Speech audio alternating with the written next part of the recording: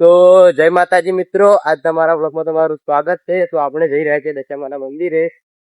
તો હું તમને આજે દશામાનું મંદિર બતાવે. તો મિત્રો આપણે દશામાના મંદિરે પહોંચી જવા જ થયા છીએ અને અમે ડુંગર ઉપર તમે જોઈ શકો છો દશામાની ધજા દેખાય છે.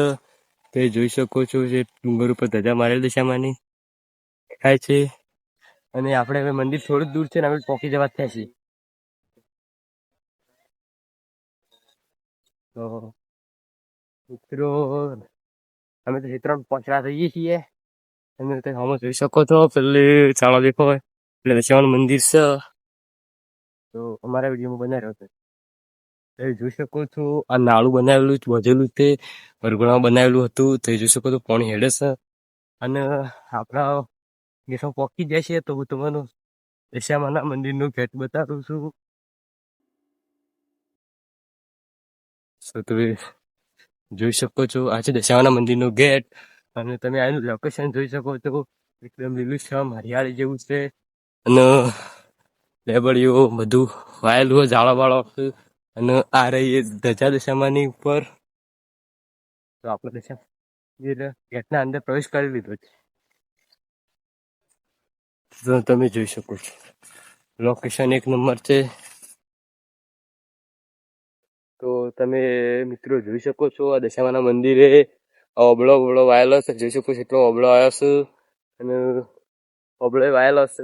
ચીકુયા ઘણો આવ્યા ચીકુન જાડે ઘણો છે. તો તમે જોઈ શકો છો ચીકુયા આવ્યો છે.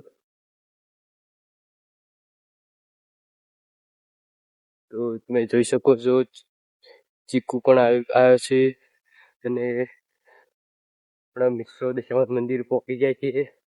તમે જોઈ શકો છો આ જે દશામાનું મંદિર. તો આપણે દશામાના મંદિર પહોંચી જાય છીએ.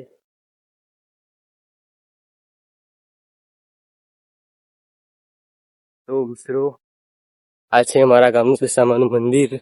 તો ચાલો દર્શન કરવા જઈએ. અને આ છે દરવાજીનું મંદિર, કામ ચાલુ છે. દશામાના મંદિરનું પણ કામ ચાલુ છે.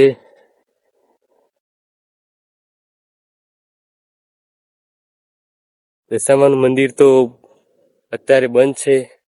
તો હું તમને બહાર રહીને દર્શન કરાવું છું.